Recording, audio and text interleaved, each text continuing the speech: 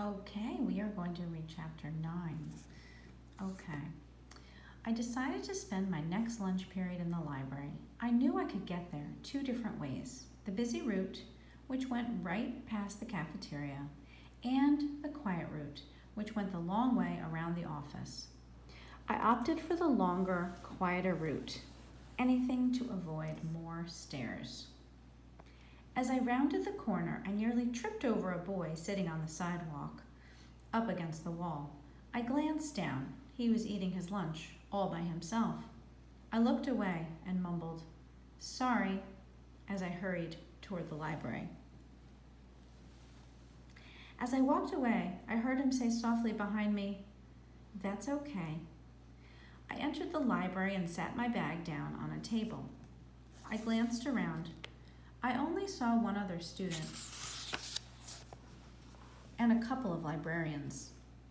Most kids probably like to use their lunch period to, I don't know, eat lunch and socialize and all that. I felt a pang of loneliness as I scanned a row of books, searching for an exciting adventure story to take me away. I pulled out a couple of books with my foot and carried them between my chin and shoulder to the table. I carefully set them down as quietly as I could. I sat down and opened Journey to the Center of the Earth. Back home in Kansas, my great-grandma had gotten me an e-reader for Christmas. That e-reader was like a revelation for me. No more cumbersome pages. I could just slide my toe effortlessly across the screen to turn the page. But I still liked to pick up paper books from time to time because I didn't want to get out of page turning practice. After all, I couldn't get all my school books on my e-reader. Before I had finished the first page of my book, I heard a dog barking. I looked around, wondering why a dog would be in the library. I didn't see one anywhere, but I did see a boy watching me from the far side of the room. He looked away when our eyes met. I felt my cheeks grow hot as I turned my attention back to my book. He was probably staring out of curiosity, like everybody else, or everyone else. I heard another bark. It seemed to be coming from the direction of the boy. I glanced that way. I still didn't see any dog, but then the oddest thing happened. The boy barked at me. I didn't know whether to make eye contact with him or look away. I didn't know if something was wrong with him, like he was insane and could attack me at any moment, or if he was making fun of me in some completely bizarre way. I decided to go back to my book. I excelled at ignoring people. I read for a couple of minutes before he barked again. Maybe I wasn't so good at ignoring people after all.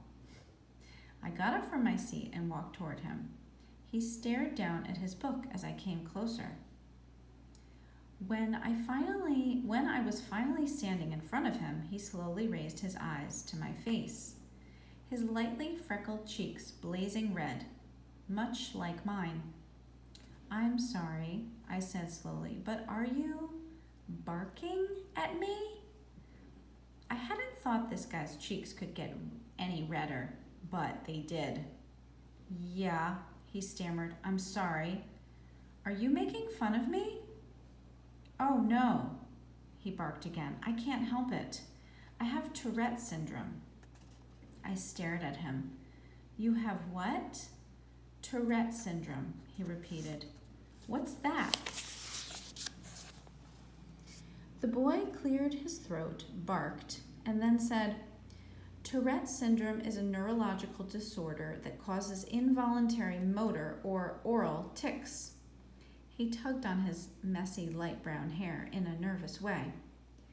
I couldn't believe it. He had just recited his well-rehearsed explanation of his disability like I had done 100 times before.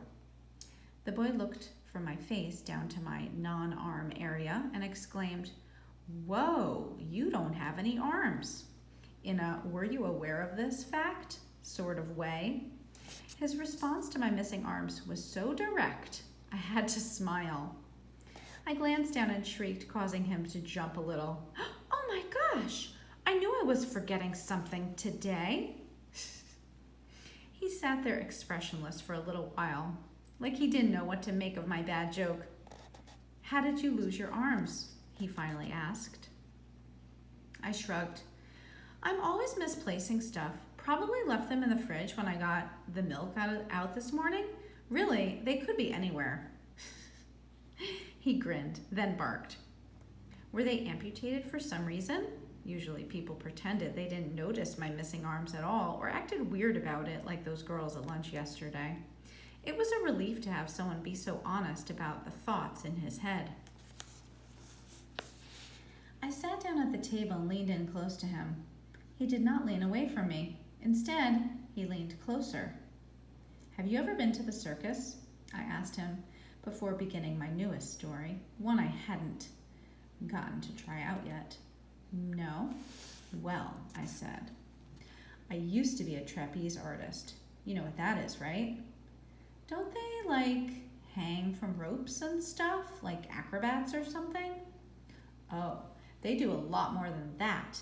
They do all kinds of tricks, like swinging from the ropes and doing flips in the air before grabbing another rope. They often work in pairs with one person holding the other person and swinging them up in the air or catching them after they've done a flip. Super cool stuff like that. Awesome. He was clearly impressed. How did you do that with no arms, though? Did you, use your legs? Like a monkey? No, I used the arms I used to have. His light hazel eyes grew wide. Used to have? I nodded. Yeah, you see, my partner and I were trying out this new routine. I was going to flip 3 times in the air before he caught me by the arms, but the speed I needed to do such an amazing stunt was just too much. When he caught me, I closed my eyes and breathed in deeply for drama. When he caught me, my shoulder sockets came loose and my arms tore right off. He gaped at me. What? It was awful, I went on. Him just hanging up there, holding some arms, blood showering the screaming audience. It was all over the news. Didn't you see it? We continued staring at each other like we were in a contest to see who would blink first. Finally, he grinned a little, then a lot. Then he started laughing. You're totally joking, he said, and laughed even louder. I was happy he found my story funny. Keep it down, Connor, a librarian said as she walked by with a stack of books. This is still a library. He smiled at the librarian and then barked at her. As she walked away, he turned back to me, still chuckling. That's Mrs. Wright. She's super nice. She lets me sit in here during lunch, even though my tics are sometimes really loud. Hardly anyone's in here during lunch, so it's the best part of my day. He tugged at his hair again. So, is that what you tell everyone? That your arms were torn off in a circus accident? No, that's my newest story. I was born like this. The truth is, totally boring, so I make up stories for fun. I have lots if you'd like to hear. He nodded. What's your name? Avon. I'm Connor. I would shake your hand, but... He motioned toward my armless area, blinking his eyes rapidly and barking as he did so. But you have horrible warts all over your hands, I said. Connor laughed again. You're funny, Avon. I blushed. My skin is so fair, even the slightest flush to my cheeks makes me bright red. I was probably neon right now. I once Googled excessive blushing and found out there's a terrifying name for the condition. Idiopathic craniofacial erythema. I think that's how you say it. I went to school the next day and dramatically announced, I have idiopathic craniofacial arrhythmia. My teacher called my mom out of concern for my health that evening. Connor blinked rapidly and barked again. How long have you been going here? Just started a few days ago, I said. My family and I moved from Kansas. Kansas? Connor repeated. Ever see any tornadoes? Sure. We had a storm cellar and everything. A lot of people do.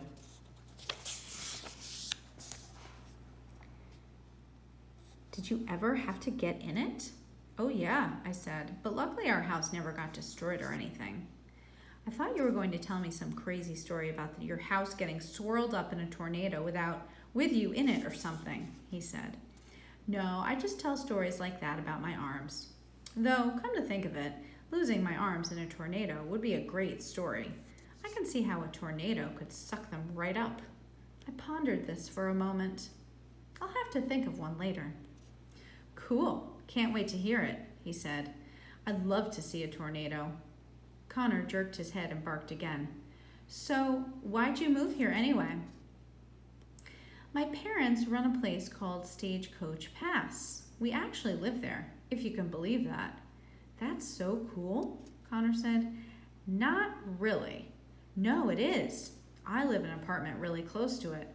My parents took me once, but I haven't been in a long time. Well, you're not missing anything, I said, so don't worry. Did they still do gunfights? Yes. And camel rides? Yes. And gold? Yes. Cool, Connor said. You should stop over sometime, I told him. Since you haven't been there in a while and you live so close, I can even give you a free ice cream cone. I can even get you a free ice cream cone. He looked uncomfortable at the invitation. Maybe. I don't really like to go out a lot. Oh, okay. I watched him as he continued to blink his eyes rapidly. So all these things you do, I said, like the barks and the eyes and the jerks and all that, that's from your Tourette's. Yeah, it really sucks.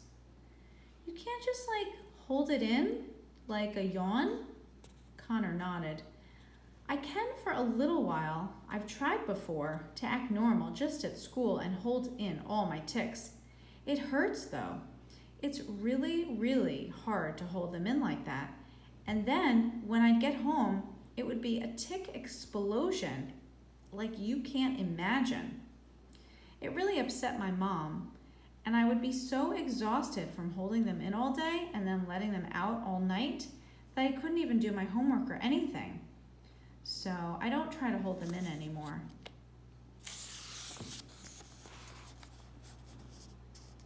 Can you take medicine for it or anything like that? Connor shook his head. I tried some medication and it didn't help. It made it worse, actually. And it made me super tired all the time. I could barely get out of bed. Isn't there anything else you can do? Sort of, Connor said. Before my parents got divorced last year, I was seeing a therapist. But my mom's too busy working now, so I don't go anymore. I frowned. How do the other kids treat you? Okay. I guess most everyone is used to it by now. Sometimes I get made fun of. I'll hear kids barking in the hall or wherever. And some days, when the tics are extra bad, I hear some of them laughing. One time, I heard a couple of kids giggling behind me in class, and when I turned around, they were mimicking me, jerking their heads. I cringed. That's terrible. Connor shrugged. I think some of them assume I do it for attention, but I don't care. Most people I meet think I'm doing it deliberately at first. I bit the inside of my cheek. I had thought that too. Do you have any friends? I asked. Connor shrugged again. I've only been here a year. My mom and I moved to the apartment near Stagecoach Pass after we sold our house, so I had to change schools. It's been kind of rough coming to a new school and all that. I guess that's why I spent a lot of time in the library. What about you? I haven't made any friends here, but I had a lot of friends back home in Kansas. I guess because we all grew up together, no one thought I was weird or anything. They were just used to it. Connor nodded. Yeah, I had a couple of friends in my old school who didn't get annoyed by my tics, but I don't really see them anymore now that we live so far apart. Connor rolled his eyes and blinked rapidly. Has anyone been mean to you? No, not really. They just act weird around me, like They don't know whether to look or not, to ask about it or not. But no one has talked to me like I'm an actual person. Connor nodded in understanding. People act like that around me too, except I think it's that they don't know whether to laugh or not. Like they're not sure if they're being mean or whatever. Some people just ignore it like it's not even happening. I guess I like that the best. Some people do that to me too, but in my case, it's kind of ridiculous, I said. Connor jerked his head and laughed. Yeah, like my armlessness is something that could slip by someone. I mean, how unobservant do you have to be to not notice that someone doesn't have arms? I'm pretty unobservant, and it only took me about a minute. My point exactly. The bell rang for class to start, and my happy mood sank. I wanted to stay here with Connor. It was nice to have someone to talk to besides my parents. I guess I better go get my bag. I stood up from the table and looked down at him. I'm glad I stopped in here today. Connor looked back up at me and smiled. Me too. Oh, that's nice. Sounds like she met a friend. What do you think? Okay, so that's the end of chapter 9. And there will be a question for you on today's daily learning plan. Okay? So take a look at that. All right. Okay, actually, I'm going to tell you the question right now. Okay, so the question is, do you think that Avon and Connor share any similarities in their personal struggles? Why or why not? And please give evidence from the text. Okay, I hope everyone has a wonderful day today. Bye-bye.